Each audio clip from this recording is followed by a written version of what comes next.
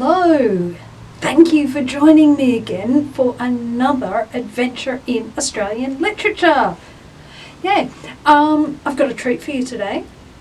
I got a treat because we have been looking at comedy. I thought we would stay a little bit on that side of things before we veer off completely with our later books back to more adult serious stuff with a real treat, which is the magic pudding. We're going to go back to childhood.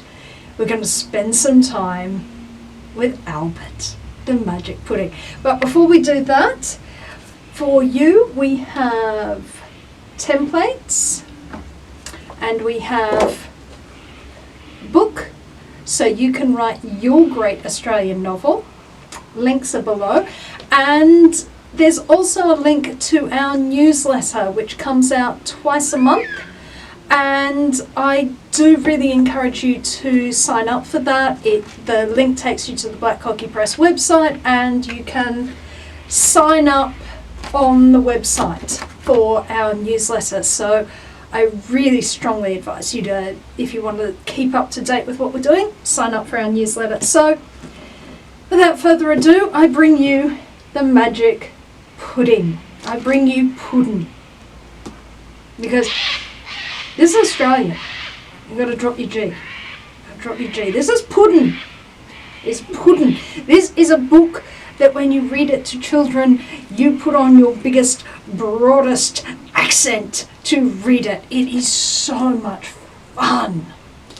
This is a mainstay of pretty much every Australian childhood for the past 100 years. It's old. This is old. This is my copy from when I was a child. This has almost never been out of print. This is from the 1980s. This is still in print. And it's been in print since 1918 when it was first published. So, for those of you who don't know Puddin, the magic pudding is the story of Albert. Now, before we go any further, do not confuse this masterpiece of Australian children's literature with the abomination of the film that was put out, the animated film that was put out and put together for, yet again, an American audience. So it has sappy crap that just is not in this. This has no sappy crap. This is Puddin. Okay. The film has like a whole subplot about kidnapped koalas working in a mine. There is none of that. None of that in this. This is the story of Albert. Or rather, it's the story of Bunyip Bluegum. Bunyip Bluegum is the koala. He's a gentleman of leisure.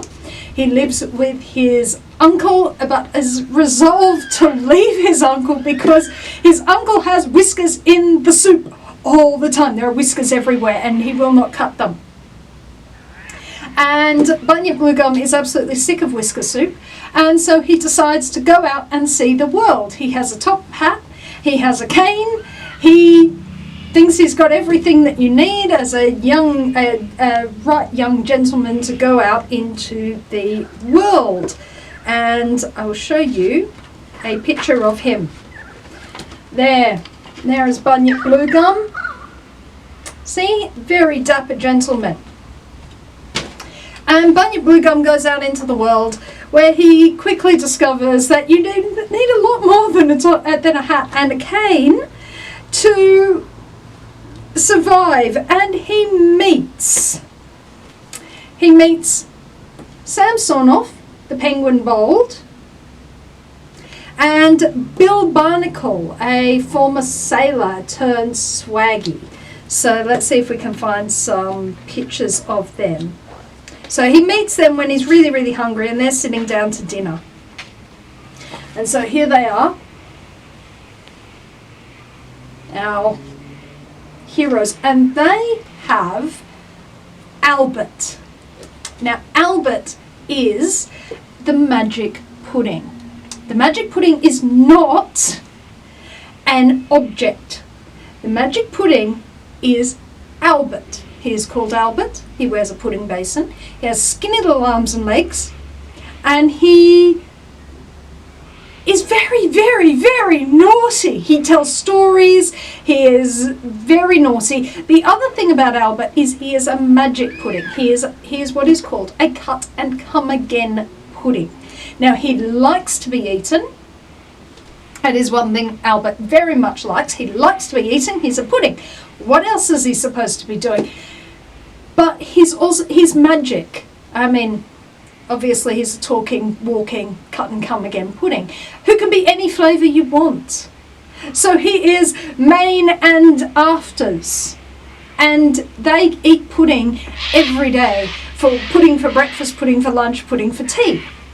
And so they're quite self-sustaining, and these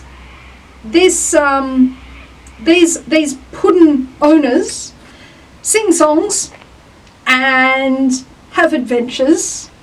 The pudding itself, so here they are swearing an oath to the pudding owner's anthem, so they invite Bunyip Bluegum to become a pudding owner. Now, being a pudding owner means that you have to watch out for two big things. Albert likes to run away. You have to hold Albert's hand because he will run away. He is a very, very naughty pudding. So he's constantly wanting to run away. The second thing you have to worry about is pudding thieves. And you find pudding thieves in the place of Watkin Wombat and the possum. Now the possum doesn't have a name. He's just called Watkin Wombat. He's just called Possum. But there is Watkin Wombat and the possum.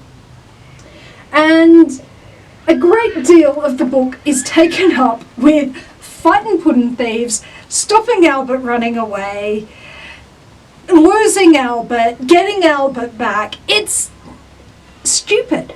It's completely and utterly stupid, but it's so much fun. Albert was created by Curry and Rice. This is where he comes from. He actually comes from somewhere. There's a trial at the end where the pudding thieves are put on trial. Albert is a pinchy pudding. He likes to pinch people.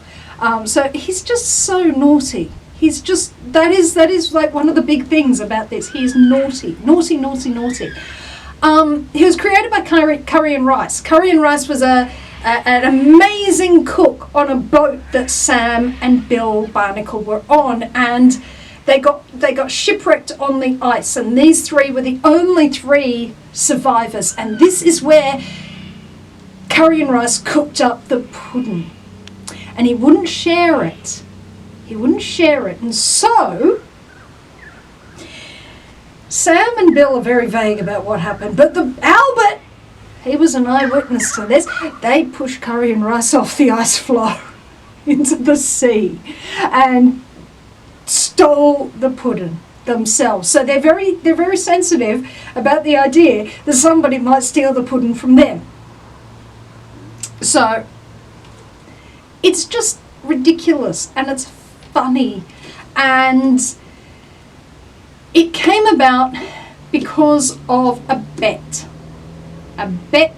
between Norman Lindsay, who, and in all honesty, if you know anything of Norman Lindsay, he's a Blue Mountains.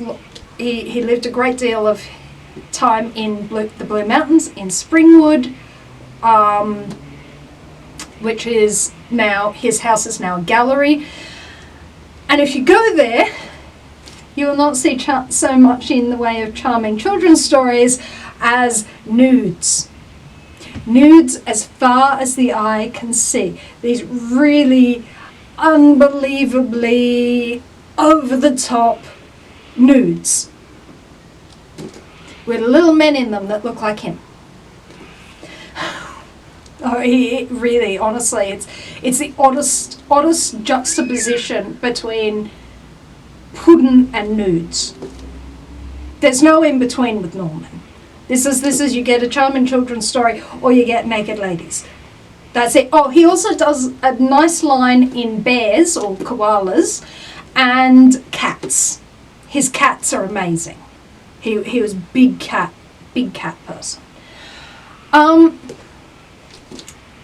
the magic pudding is completely different. It came about as a bet. Norman Lindsay was bet that children like, or one of his friends said that children like fairy stories. And Norman Lindsay said, no, children like food. That's what children like. And so, okay, well, we'll both write a book and we'll see whether they like fairies or food. Well, the fairy story didn't get written. And 100 years later, we're still reading the food. So I would suggest that if you are looking for somewhere to start, absolutely rock bottom with Australian things, especially if you want to give a gift to children, it's a fabulous gift for children. But start with pudding. Start with the magic pudding. The magic pudding is not sentimental. It is occasionally very silly. It is filled with Australian animals, Australian voices.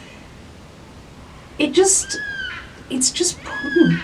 It is the bedrock for many, many, many children in this country, many, many people, and where they start reading. I read this when I was 10. I read this at 10. I had read Blinky Bill, and I had read Snugglepot and Cuddle Pie, which are also very old Australian classics. But rather than bring you those, I very much loved Snugglepot and Cuddle Pie. I loved The Bush in that. That one that actually is 3 books together where you meet the Gumnut babies and then they have adventures and then they have further adventures. They end up under the sea at one point. This, on the other hand, is a single story. It's always been a single story. It's got masses of pictures in. Blinky Bill, likewise, is a single story, but Blinky Bill has, I would suggest, dated more than this. I would also say that Snugglepot and Cuddle Pie is more dated than this. This one has stood up, which is why we're doing this one rather than the other two. At the beginning of Blinky Bill's father gets shot, which really is just, for modern children, it's not really where most parents want to take that. So, you know, if you are reading Blinky Bill, it's possibly an idea to gloss over that. There's also quite a bit of corporal punishment in that, which is also something that you might want to flick over those pages. So that I find is more problematic. I don't find Pudding has that same problematic. I've read this to children. When I've taught primary school children, it's great fun doing all the voices because they're so broad, and you don't have to think, oh, what accent should I use, because it's my own accent. I just extend it a bit and go really deep for the pudding so that he sounds like because he's supposed to be all gravy. But this one absolutely holds up. That's why it's never been out of print. That's why over 100 years later, it's still around, it's still a classic, it's still funny, because kids still like food. So that's all for me this week. I wish you great fun in Australian literature, and I will be back with you again with another book. So I'll see you later. Bye-bye.